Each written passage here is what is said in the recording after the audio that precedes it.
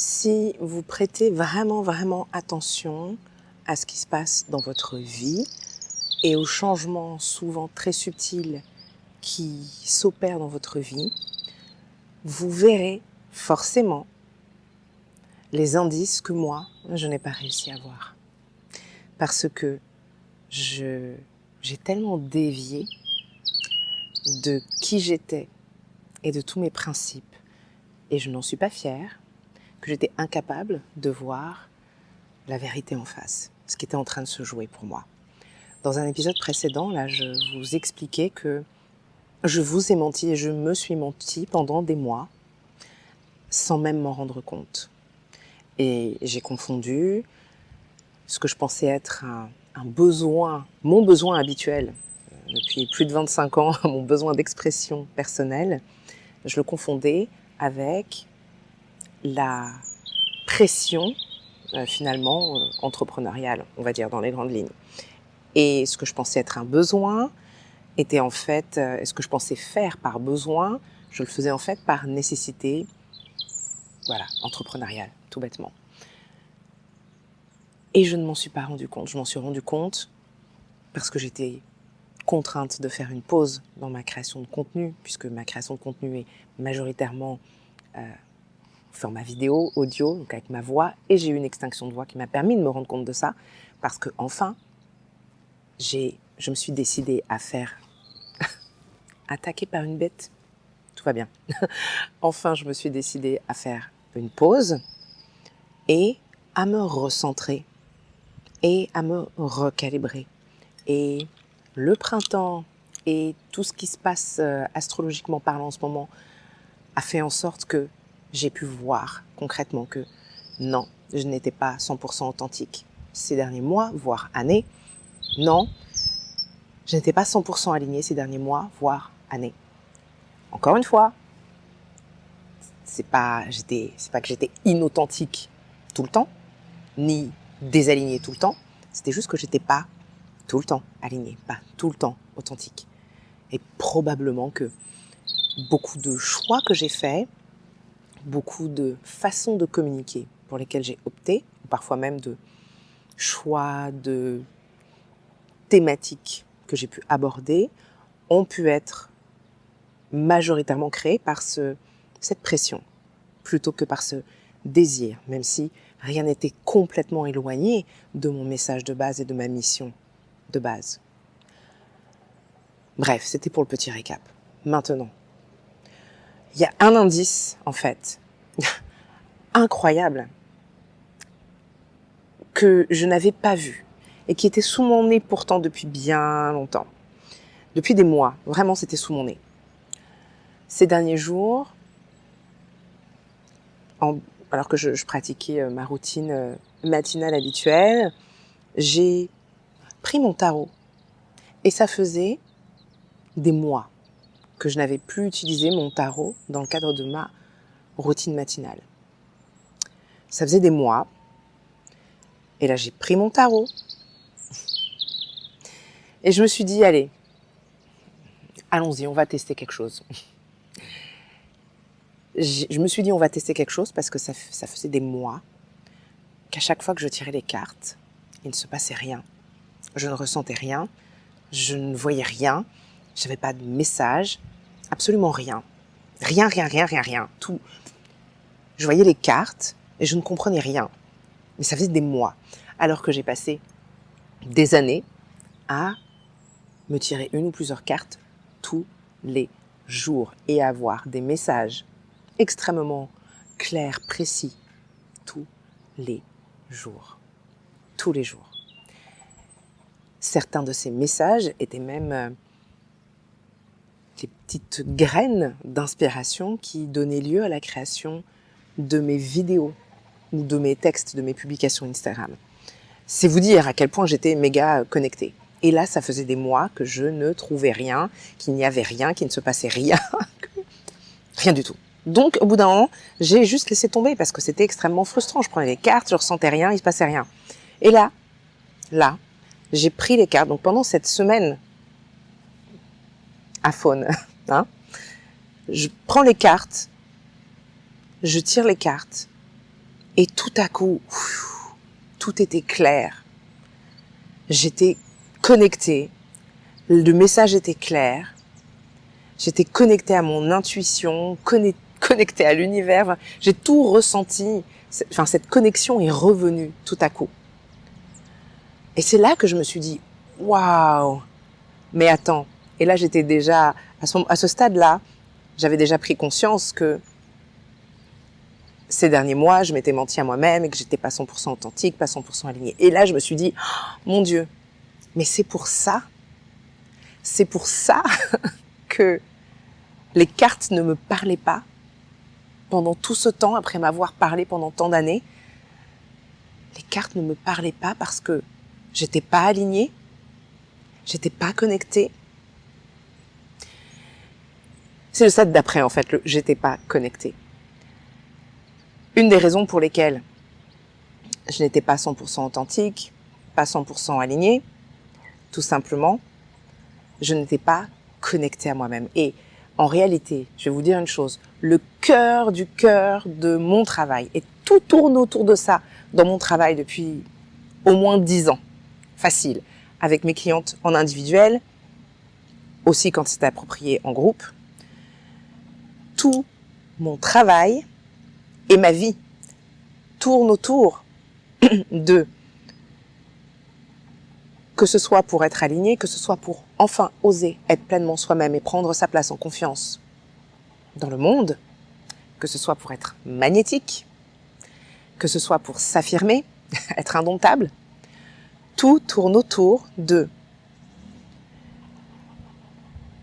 créer un véritable style de vie, créer un style de vie qui favorise la connexion à soi-même.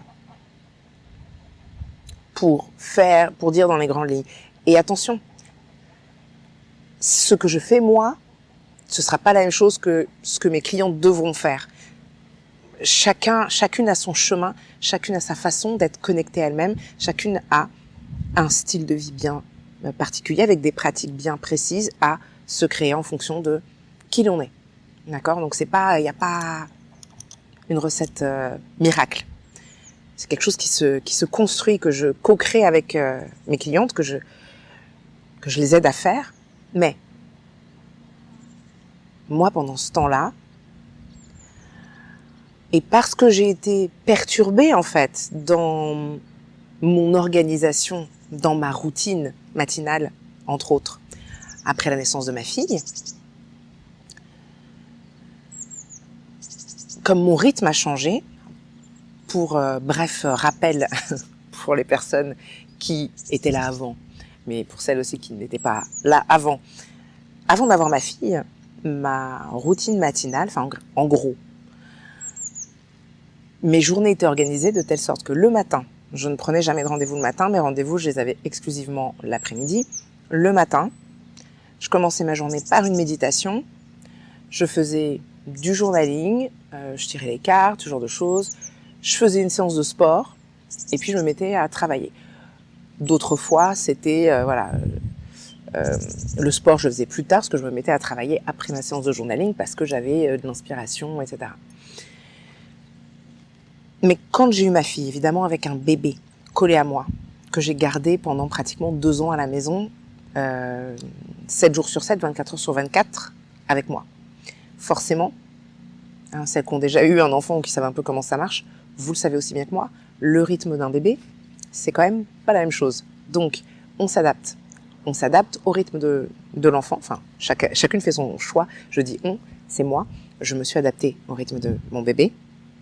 Et voilà, après, elle a commencé la crèche. Après, elle a commencé l'école. Et pendant que j'étais en train d'essayer de retrouver mon rythme,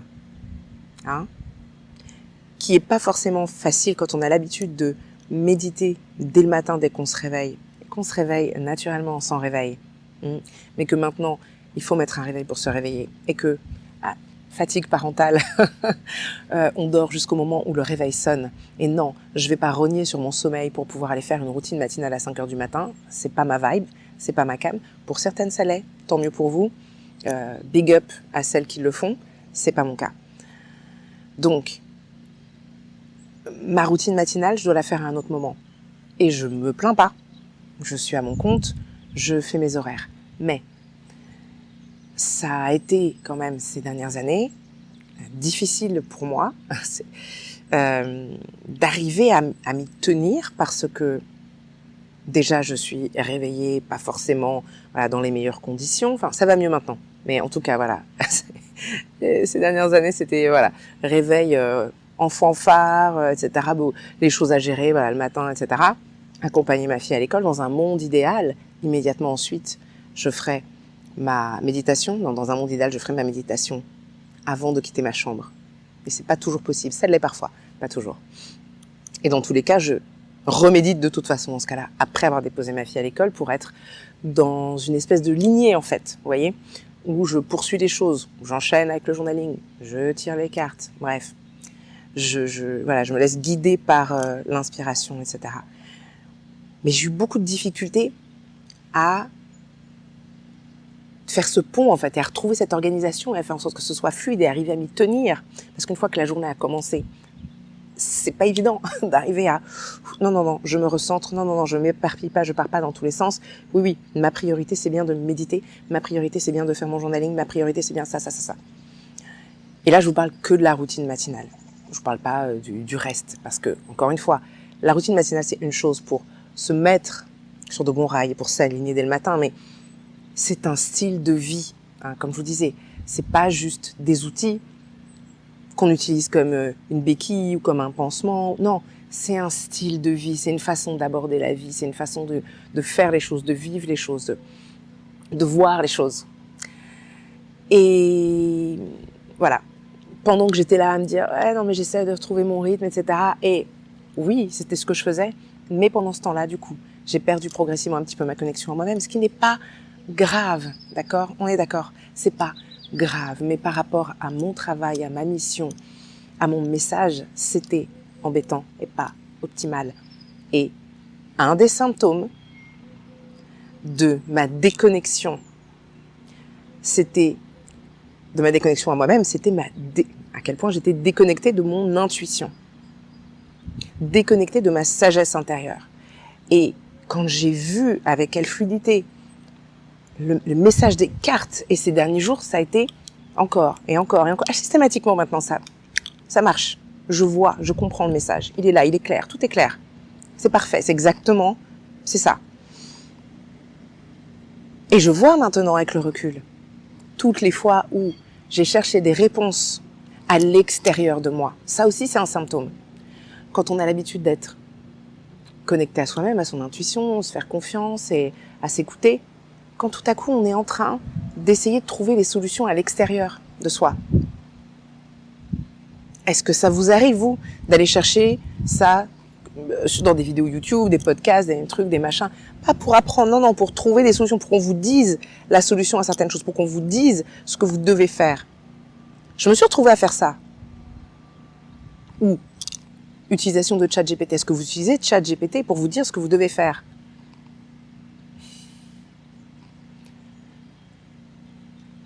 J'allais dire, j'ai rien contre l'intelligence artificielle. J'ai une relation particulière avec ça. Hein. Je l'avais déjà évoqué. Je suis pas vraiment pour. On n'a pas d'autre choix que de trouver un moyen de vivre avec notre temps, d'être au courant de ce qui se passe et de ce qui se fait, etc. On n'est pas obligé d'utiliser l'outil et certainement pas de le surutiliser pour un oui, pour un non. Et j'ai partagé dans une vidéo précédemment, justement, que l'utilisation de l'intelligence artificielle, non seulement ça nous atrophie le cerveau, non seulement c'est pas du tout éthique, non seulement ça détruit la planète, hein, écologiquement parlant, c'est pas GG non plus, mais laissez-moi vous dire que si vous utilisez ChatGPT ou autre pour vous dire quelles doivent être vos prochaines actions, en fait vous vous déconnectez de vous-même. Vous créez une stratégie de communication, par exemple, une stratégie de je ne sais quoi avec ChatGPT. Vous vous déconnectez de vous-même. Vous demandez à ChatGPT ce que vous devriez faire. Vous vous déconnectez de vous-même. Vous vous déconnectez de votre intuition. Vous ne vous rendez pas service. Et c'est comme un muscle, en fait. Moins vous l'utilisez, plus il s'atrophie, et moins il vous servira, et moins il vous sera utile, et moins il fonctionnera. Petit changement de décor nécessaire en raison du bruit. Le message, je pense, que j'avais à vous transmettre aujourd'hui, c'est de bien prêter attention à, d'une part, qu'est-ce qui était fluide avant et qui n'est plus aujourd'hui pour vous. Il y a peut-être là un indice et peut-être un symptôme de votre désalignement que vous ne repérez pas. Et est-ce que vous n'avez pas un peu trop tendance à chercher les réponses à l'extérieur de vous? Je suis pas en train de dire de ne pas chercher à être aidé ou accompagné. Je vous invite simplement à chercher en priorité les réponses à l'intérieur de vous. Et je vais vous dire une chose, même si vous êtes accompagné par quelqu'un, personne n'a de sagesse ultime. Personne d'autre que vous, concernant votre vie, concernant vos projets, concernant ce que vous souhaitez faire, comment vous souhaitez briller dans le monde. Donc, demandez-vous ensuite, est-ce que dans ma vie là aujourd'hui, les choses sont faites de sorte que je puisse être connectée à moi-même? Est-ce que j'ai un style de vie qui me permet cette connexion à moi-même? Je serais curieuse de savoir votre réponse. Et d'ici là, je vous dis à très bientôt dans un prochain épisode.